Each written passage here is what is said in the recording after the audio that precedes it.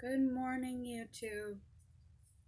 They say we are our own biggest critic for a reason. We are.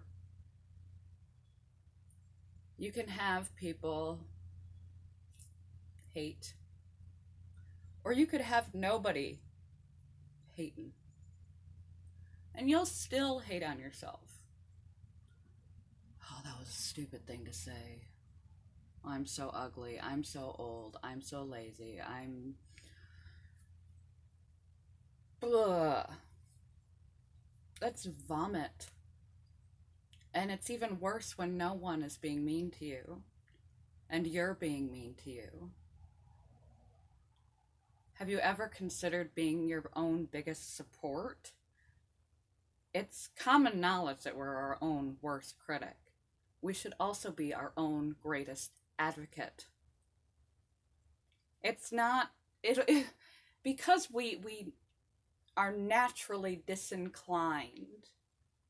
Some of us are very egotistical and have no problem with this one, and we can't see our own flaws. That's a different topic. Most of us, even the ones with the big ego, are compensating that flashy egotism to try and hide insecurity. Police your thoughts. I've mentioned this before, but I haven't really got into what that means. Be aware of your own self-talk, especially I am statements. I should, I shouldn't. Because when you define yourself, those words creep into your subconscious, especially the more repetitively that you do them, as a fact. Our unconscious cannot differentiate fact from imagination. The experiences that are happening to us versus what we're saying is happening to us. So it associates, I don't know, this ear device, this Bluetooth speaker, to something scary. I now have speakerophobia because I've reacted and said that that was scary enough times that now that is scary. The same thing is in effect when we are self-defining either things that we have said, things that we have done, our general look, our general health, our situation, our livelihood, our looks, our age, our every aspect of who you are. There are two sides to us. Everybody has some good, everybody has some bad. But we're talking about not saying that, oh, I just ripped somebody off or conned somebody. That's a good thing. I am good. I'm not talking about lying to yourself. I'm talking about not being cruel. Don't talk to yourself in a way that you would never talk to another person.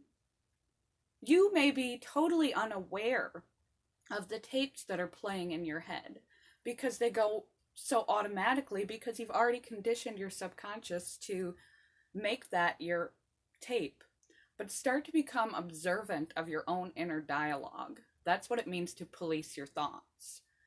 Become aware of your own inner dialogue throughout the day, throughout your life, and where you catch yourself repetitively saying critical, cruel, mean, demeaning, down and negative things, especially cruel things or demeaning things that you would not say to someone else in the same situation doing the same thing, that you wouldn't say to someone else, period. You shouldn't say them to yourself. There's no reason for it. If you're not a cruel, mean person, why are you being cruel and mean to yourself? Especially when you know objectively that you wouldn't be that way toward another person in the same situation. If you that whole thing, if you can't be kind, don't say anything at all. If you can't say something nice, don't say anything at all. It's early. hence the coughs and the ramble. But yes, be aware of your own self-talk. That's step number 1, so that you can identify those things. And then step number 2, if you're more of a visual, tangible kind of a person and it makes it more of a concrete, easier exercise, you can have a journal where a little pocket notebook or something so that you can carry it around with you. Anytime that you have one of those thoughts, write its contrary. And sometimes seeing it and writing it out, just like taking notes in school, seeing it on the board. We all visually learn. We all learn differently. Some of us learn by writing and taking notes. Some of us learn by listening, so you can just tell yourself that thought. Some of us learn by seeing. But we all learn habitually, and you need to break those habits. So first, observe where you're saying things critically, negatively, in general, or about yourself, or about your life, or about your situation, especially those ones that are repetitive. And then immediately upon catching them, step number 2, say their contrary. I'm so tired. I'm full of energy. I am energetic. I'm lively. I'm active. I'm awake. I'm excited for today. Even if at that time you do not feel that way, part of the reason why you don't feel that way, I'm so ugly. I'm so fat.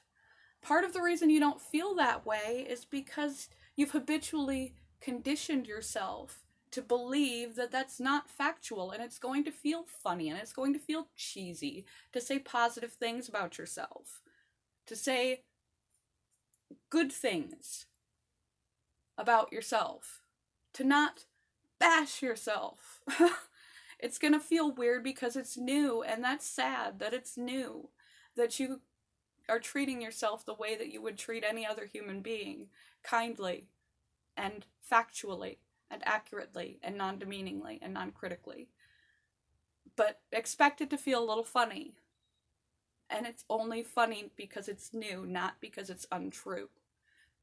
Eventually, these things will seep into your brain, and you will be more and more able to be aware when the BS thoughts come in, when that critical, judgy, silly self comes in, when those false perceptions come in, when those downtrodden moods, thoughts, and behaviors come in, to catch them very, very quickly and whip them around, turn the mind.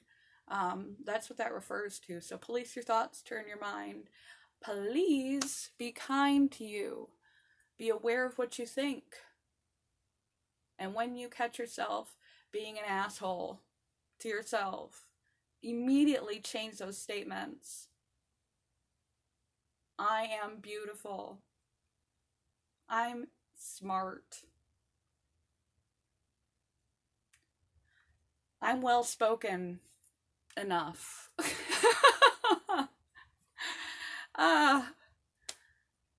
We're all works in progress. Love you guys. Bye, YouTube. I will figure out when I am in the mode for it, hooking up the actual camera, because I do believe that is going to be the only way I can get into wide angle video from now on, but I just haven't felt like messing with it. So I will at some point. Until then, you're back stuck here. Love you guys. Bye, YouTube. Have a good day.